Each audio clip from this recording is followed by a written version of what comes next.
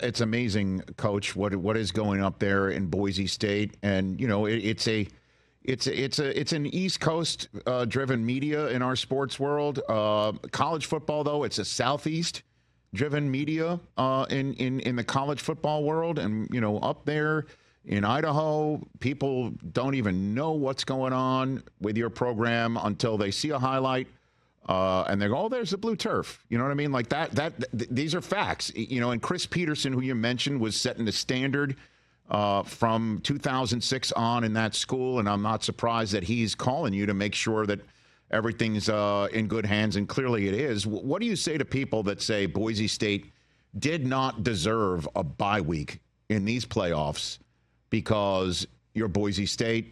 You don't see it play a lot until they see maybe an Ashton Genty highlighter or 19. How do you respond to that, Coach? Yeah, good question, Rich. I mean, Boise State, this place is built on a group of people that have been counted out. And that's what I tell our team, like, no different going into this season. There were high expectations. There always are at Boise State, and you love that. You thrive on that. One of the winningest teams in the country since the turn of the century. This place is built on the backs of years and years of football success and excellence. And so even going into the season, a lot of expectations and counted out in a lot of games we even played in. And so we've been in playoff football since this season started. We knew, losing a game, especially losing two, like me and you aren't even having this conversation if that happened. And so that's what you love. You thrive on that as a competitor. And with the expanded college football playoff, everybody has an opportunity. Everybody has a chance to compete for a national championship. It's on you to go do it. It's on you to earn the right to do it. And our team's done that. Our one loss is to Oregon, and we lost that game. We learned a lot from that game, and we grew from it. And every week after, win, find a way, compete. Next game's the most important game of the season. You hear that every week. Find a way to win. And we've got a really good team. And I believe in our team, and we did everything to earn the right to get the first round bye, and I'm proud of our team doing that. And now we got to work our tails off to earn the right to win the Fiesta Bowl and keep playing. It's a new season now. It's playoff football.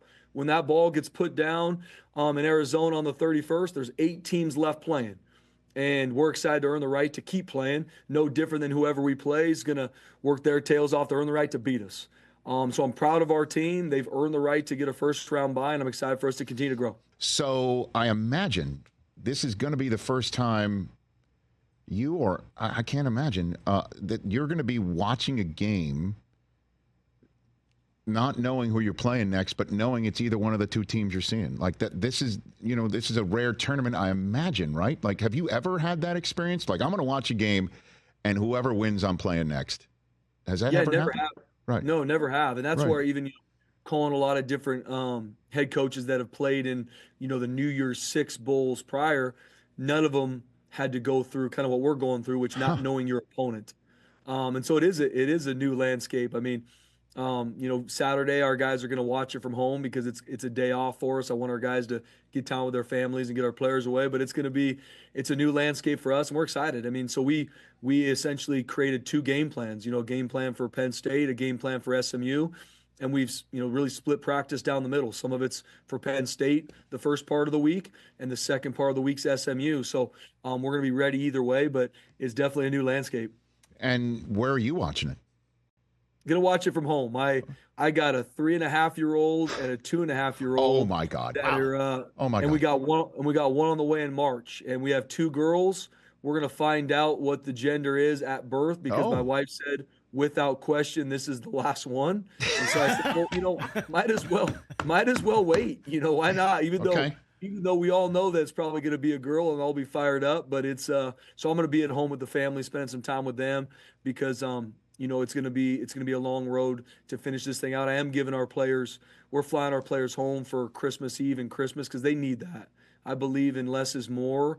And when we do want our players here, I want them to be on the attack. But I want our coaches and players to enjoy Christmas with their families. And then when they get back, it's time to go to work. 3.5 and 2.5. Is that what you said? Yep. Boys, yep. girls? Actually, what are they? I should say almost both girls. So okay. Eleanor, I say 3.5. She's almost 4. Right. And then we have a 2.5-year-old that's Rosalie. Okay. And then, like I said, we've got one on the way in March, and we have a girl dog named June. So I'm locked in. You are locked in. You are locked in. And so again, you're a coach, so you have to have a game plan. What's the game plan? Blues Clues? What do we got? Because I mean, you got to watch this game, man. I mean, you can't.